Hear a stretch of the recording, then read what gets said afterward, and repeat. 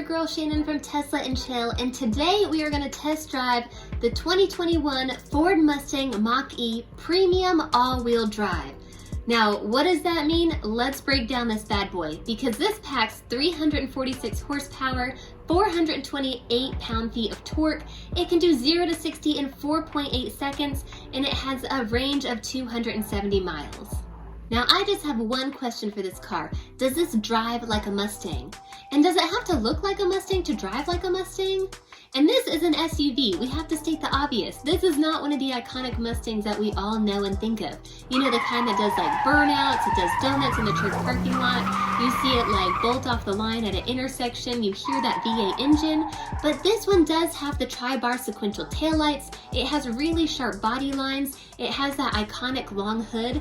And this being an EV, it doesn't even need a long hood because it doesn't even have an engine. But Ford also wants you to know that this is a Mustang, not only by how it looks, but because they've actually put the pony badges all over it. Outside, inside, it is everywhere.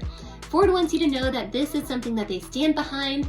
They didn't give this EV just a crazy name. They wanted people to know that it is a Mustang. It wasn't just a half-baked idea that they had.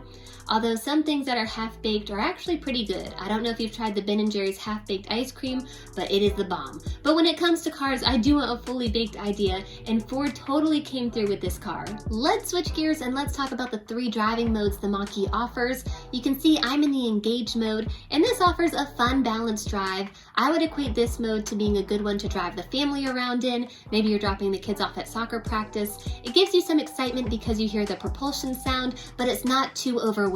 And we'll hear that sound a little bit later. But let's talk about the next mode here, and that is the Whisper mode. Now this mode is the quietest of all the modes. This is gonna sound like a true EV, super quiet. I would equate this one to like driving around your 80-year-old grandmother in, and it is the most economical of the modes. But you guys, it's not the most fun one to drive in. The unbridled mode is where it's at. This is where I noticed a true difference in the actual feel of the car. I felt it just go a little bit quicker when I was driving, and you can even see the car changes itself. There's orange hash marks in the graphics on the touchscreen in the digital cluster. Listen to that sound. Did you hear that propulsion? That is so loud, it just gets you really excited.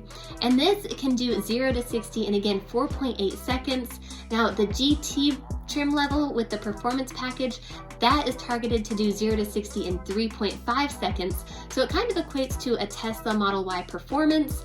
So it is going to be pretty quick here, but I really love this. I was actually super surprised with how well it drove. Comparing the 3 modes, I really didn't notice a huge difference between the Engage and Whisper mode, but the unbridled mode is where this car really comes alive. You can feel that instant acceleration from that instant torque.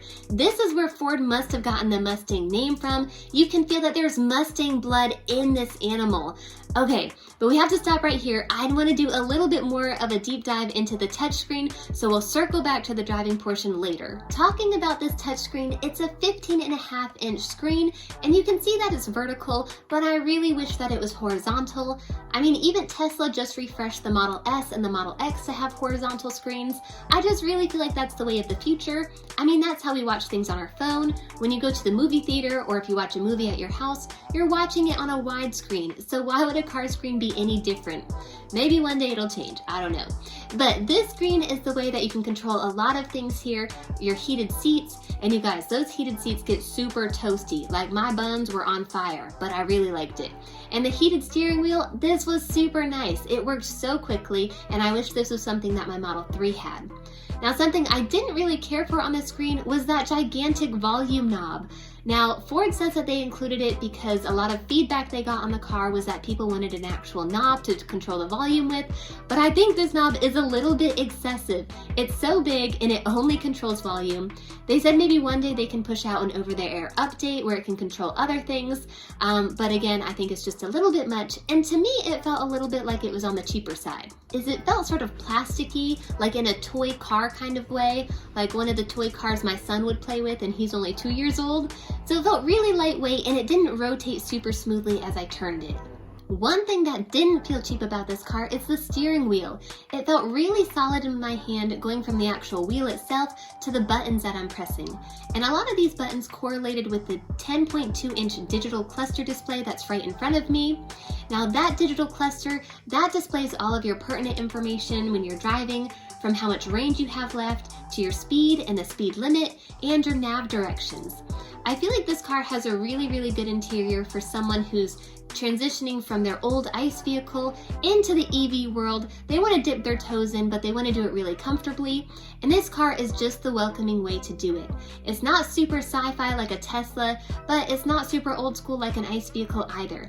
This is the perfect in-between for someone who just wants to get comfortable with an EV and enjoy the perks that it has, but still likes the comfort that their ICE vehicle offers. As I play around on the touchscreen a little bit more, I have to say I think it kind of reminds me more of an Android-based platform. I don't think it's the most user-friendly platform to use. To me, if I'm trying to find something, I have to deep dive into multiple layers and multiple options to find what I'm looking for. So again, I don't think it's the most user-friendly of the technologies.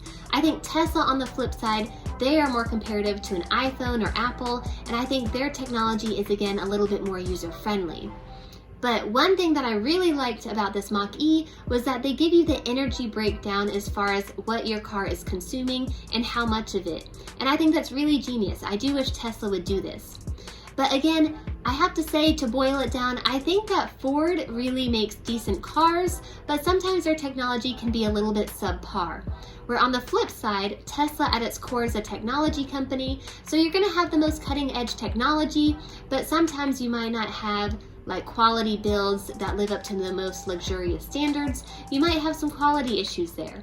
So I think ultimately if Ford and Tesla could get together, they could probably make one of the most perfect cars.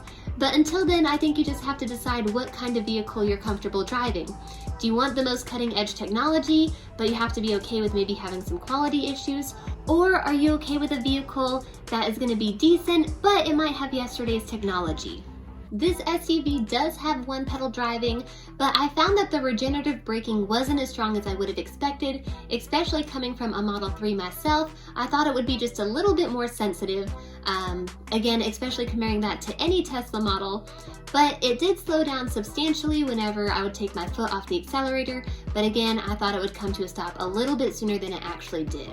What you see me touching here houses a camera system, and Ford says that one day it will be able to track your eyes, so when they do enable their full self-driving, the camera will track your eyes to see if you're looking at the road in front of you or if you're distracted. And they say that if you're looking at the road ahead of you, you won't have to constantly touch the steering wheel to let the car know that you're paying attention. The camera will be able to see that on its own.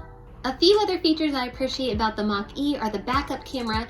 I like how it adds the bird's eye view. I think that's just super helpful. But something I like even more is the latch handle Ford has you use to get out of the vehicle. It's a really natural movement, and this is super helpful, especially coming from a Model 3, where a lot of times people confuse the emergency handle to get out of the vehicle with the push button. So I do appreciate that. But something even better you see is this button right here. This button automatically puts the defrost on, so that means you don't have to go through your touchscreen to do it. It's just one simple push of the button, and this right here is genius. And as a mom, one thing I'm really envious of is this push button, this automatic lift gate here. With just one touch of a button, you can open and close it. And this is something I wish that my Model 3 has. Whenever I'm carrying my son in groceries or my arms are full, I don't want to have to manually open the lift gate. So this feature I think should be standard on all vehicles in the future. I know it's going to be standard on my next one, but I do like the graphic that Ford uses. I just think that's kind of a cool touch. And even though there is no sub-trunk, there is a frunk because, again, this is an EV, it's not an ICE vehicle with an engine. And I think it's super smart that Ford did add that plug that you just saw. That is something that will allow you to fill your frunk up with ice, and you can just pull the plug and it will drain completely. So really smart, I do like that. I could see myself using that a lot actually. And quick touch that they did in the back, they did add a USB-C port. And again, that's just super smart because today we are just living in a world that is completely connected and no one wants to have their phone die. Especially when you're on a long road trip and you have a 2-year-old in the back seat, you need that iPad to stay charged all the time. And this is the one key that Ford gives you for your Mach-E. They really anticipate a lot of drivers just using their phone as their key. But I have to ask, does this Mustang really live up to the name? Do I really consider this a Mustang? Well, yes and no. No, because it's not the iconic car that you think of when you hear Mustang, but yes, because you get that same level of performance, just in a different package than the Mustang we all grew up with. So now you decide, let me know in the comments. Thanks for watching, I'll catch you next time.